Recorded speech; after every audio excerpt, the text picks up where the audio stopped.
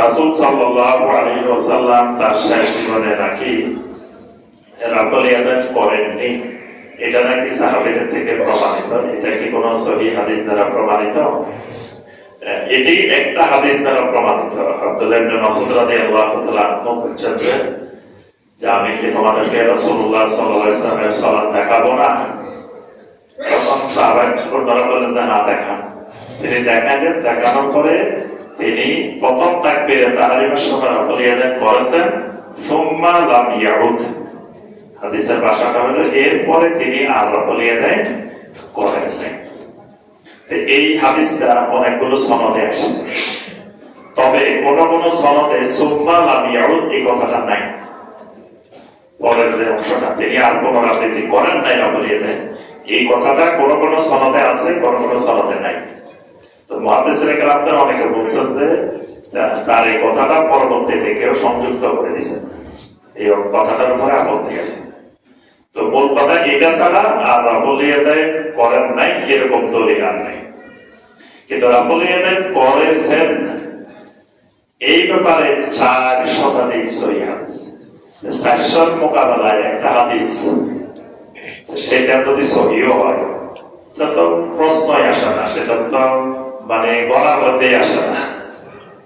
একটা বিষয় যদি 400 সহিহ হাদিস থাকে আর একটা সহিহ হাদিস না মিলতেছে না, তাহলে সেটা বলা অপেক্ষা রাখে না যে 400 মোকাবেলা ওইটা দাঁড়াতে পারে। আর একটা সবচেয়ে বড় কথা হলো ইমাম বুখারী রাহিমাহুল্লাহ তিনি জুজউ রাফল ইয়াদান, শুধু রাফল ইয়াদানের উপরে একটা হাদিসের গ্রন্থ সংকলন করেছেন। তো এই হাদিসের গ্রন্থটা সংকলন করে উনি ওখানে প্রশ্ন করেছেন যে নবী সাল্লাল্লাহু আলাইহি ওয়াসাল্লাম শেষ জীবনে করেন নাই, এই মর্মে তিনি কোন হাদিস পৃথিবীতে খুঁজে পান নাই।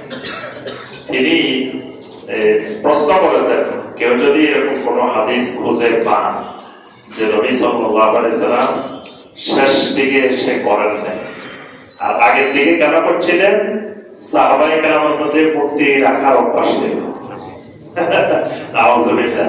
মানে সাহাবায়ে কেরামের প্রতি বিদ্বেষ, সাহাবায়ে কেরামের প্রতি সন্দেহ করা, এটাও ঈমানের বড় ঘাটতি। সাহাবায়ে কেরাম ঈমান আনার পরে মূর্তির দিকে ফিরেও তাকান নাই।